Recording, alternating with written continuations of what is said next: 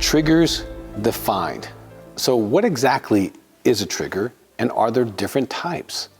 Let's first go through the making of a trigger before we define it, so the definition can make sense to you. A trigger started on or before your wedding day. And you're like, Dr. Weiss, that doesn't even make sense. It's because of what no, it's not because of what he did. And I hope as you understand the partner betrayal model, trauma started when trust was given. When you gave all of yourself to a man, spirit, soul, and body, you became vulnerable to trauma. He promised before God, family, friends, to forsake all others, even including himself. He promised to love, honor, and cherish just you. Total trust is the background of all triggers. If you weren't all in, you would not have been traumatized. You'd have been indifferent. The fact that your heart, your soul, your body, your sexuality was all in is the background of all triggers. They're symbolic of the trust you gave and the trust that was broken and how it was broken. So understand that. The D-Day that happened to you was the place where total trust became betrayal.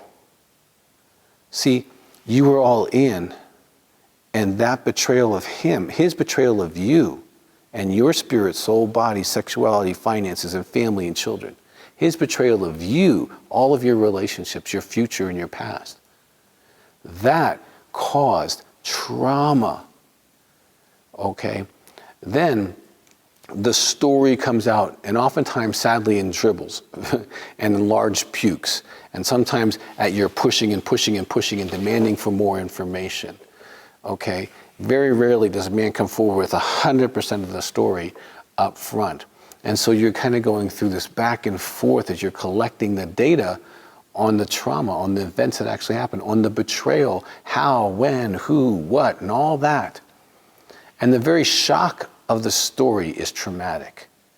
Most of you weren't suspecting anything at all. You were going through laundry and kids and your job and the things that make you feel good about life and taking care of yourself and loving the people around you, okay? You weren't oftentimes suspicious or aware of this. And then the details of when, how long, who, where it began, starts to fill in his confession.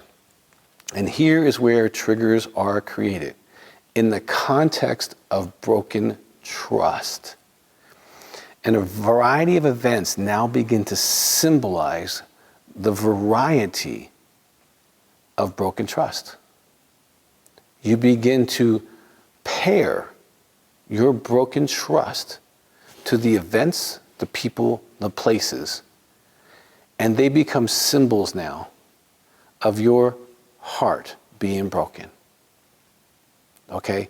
Being triggered is a reminder of the trauma of being betrayed. That is why you're triggered. The feeling so visceral, and what I mean by visceral is it's throughout your whole body. It's not intelligent, it's not emotional, it's beyond words or thoughts. It's your being that is being triggered, not just your mind. You're not having just a thought problem. Your being is trying to process trauma, and now it has all this information, and it's connecting information to events and places and people. And those are now really potential triggers. Triggered is when the body, the soul, the spirit is recalling betrayal trauma viscerally, brought about by interacting with an internal, an external, or a meaning stimulus. Okay, that is what triggered is. Triggered is something reminding you that you were betrayed.